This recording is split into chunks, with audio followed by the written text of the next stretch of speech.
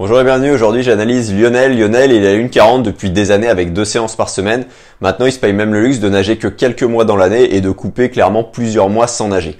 Son objectif, en restant sur ce mode-là, ce mode de fonctionnement-là, toujours avec 2 séances semaine, c'est d'aller vers les 1,30. Donc tu vas voir qu'il a une belle nage en termes de corps projectile, en termes de baisse des résistances et que du coup il a d'autres choses à bosser. Donc je te livre tout de suite ses points techniques directement dans cette analyse. Ok, salut Lionel. Écoute, il y a une belle horizontalité. De toute façon, c'est bien construit au niveau projectile. Tu vois le regard qui est légèrement vers l'avant. Je vais y revenir juste après. Et surtout, tu arrives à accélérer l'eau en poussant vers tes pieds. Donc ça, c'est vraiment une chose qui te fait que tu as un crawl efficace finalement. Donc premier point, à faire les choses dans l'ordre, on va commencer par le projectile. Donc comme je te disais, mets la nuque à plat, sans l'eau couler sur ta nuque. Essaye vraiment de t'auto-grandir le plus possible par ici, par l'avant, par là, et à passer immergé. Tu vois, là, il y a tout. Là tu respires, mais il y a quand même les deux épaules qui sont sorties de l'eau. L'idée c'est vraiment d'être, quand tu respires, il y a forcément une moitié de ton corps qui est dans l'eau, mais c'est de rester immergé le plus possible comme tu l'as fait sur le stage pour être encore plus horizontal et rester horizontal le plus longtemps possible, notamment avant les inspi et te remettre rapidement après les inspi. Le troisième sous-point de ce grand point du corps projectile, ça va être sur tes fins de poussée. Là tu vois, la fin de poussée, l'idée c'est d'être le plus projectile possible. Ok, ici, et là notamment aussi ici, attends je vais revenir en arrière, ça va être plus facile. Là tu vois, sur la fin de poussée, on reste le plus possible indéformable et aligné, tu vois, de la tête aux pieds. L'idée c'est vraiment ça, c'est vraiment que les jambes, elles soient pas écartées là comme tu les as ici, les pieds pas écartés, les jambes serrées, pointe de pied tendue, tu vois, et vraiment de manière à te mettre, avec le moins de résistance possible. Et j'en viens aussi d'ailleurs par rapport au roulis, tu vois, t'arrives à beaucoup plus tourner de ce côté-là. Ok, t'as le bras en projectile et tout, là-dessus, il n'y a pas de souci. Et un peu moins de ce côté-là, parce que tu préfères ta respi à droite, tout simplement. Mais n'hésite pas à bosser un peu la respi à gauche, notamment en allure tranquille, pour justement que l'épaule, elle se dégage encore plus, que tu sois encore plus épaule au visage de ce côté-là, que tu sois encore plus sur la tranche, que la hanche, elle tourne, tu vois, là, la hanche, elle reste à plat, et que, du coup, tu sois encore moins freiné par l'eau avec les jambes forcément bien serrées, tu vois, parce que là, elles sont légèrement écartées, c'est ce qu'on a vu sur le stage, sur les fins de longueur, par exemple. Tu cherches à chaque fois à rester tendu le plus possible par l'avant, par l'arrière, avec les pieds et les pointes de pied bien tendus.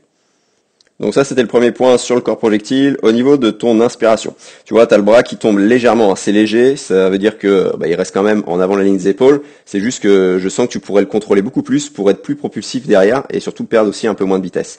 Ça, c'est le premier point sur ton inspi. Et le deuxième point, j'ai cette impression, là, tu vois que la tête, elle se dégage un peu tôt et que tu as le temps de finir un peu plus ta poussée avant d'inspirer. C'est pareil, c'est très léger. Ok, donc ça va être un des points, tu auras les repères associés là-dessus, parce que je pense que le plus important, là où tu as le plus à gagner finalement, au-delà de ce que je t'ai dit sur l'immersion et bien être projectile sur les fins de poussée, ça va être au niveau de tes appuis. Tu vois, on voit un catch qui est construit en partie tout simplement là sur la droite, nickel, un peu moins sur la gauche.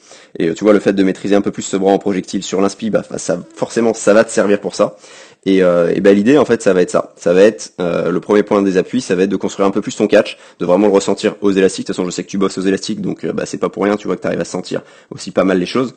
Et attends, je voulais faire à gauche, tu vois. Là, tu vois, il y a un catch en fait qui est construit en avant la ligne des épaules. Ok. Là, il y a une légère orientation. Ok, tu peux faire mieux, tu peux faire plus loin devant et tout, mais c'est ça qu'on va chercher à faire. D'accord, ça va être un gros point. Augmenter l'amplitude en partant de là. Le deuxième point, là, tu vois, je te parlais de catch aussi, à droite, un peu plus difficile. Regarde ce qui se passe au niveau de ta main.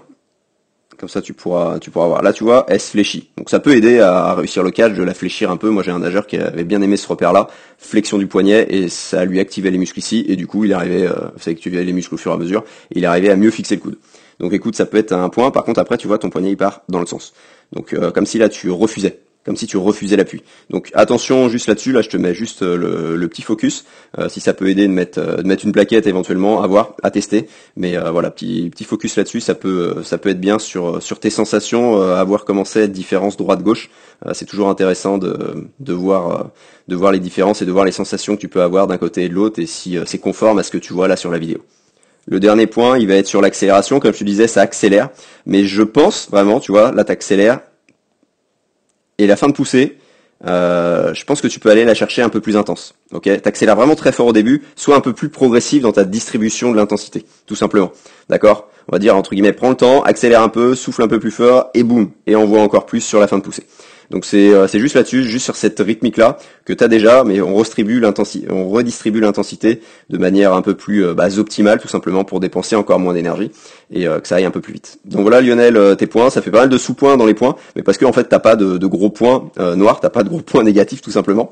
Et puis de toute façon t'as les séances et l'exercice que je t'envoie pour continuer comme ça tranquille à 2 séances semaine. Si toi aussi tu cherches un crawl vraiment plus en glisse avec un exercice que recommandent les milliers de triathlètes qui l'utilisent en ce moment, l'exercice de la paume magique, je te mets le lien en description, lien vers une semaine d'entraînement offerte avec 3 exercices en vidéo dont la paume magique. Je te laisse découvrir tout ça et je te dis à très vite.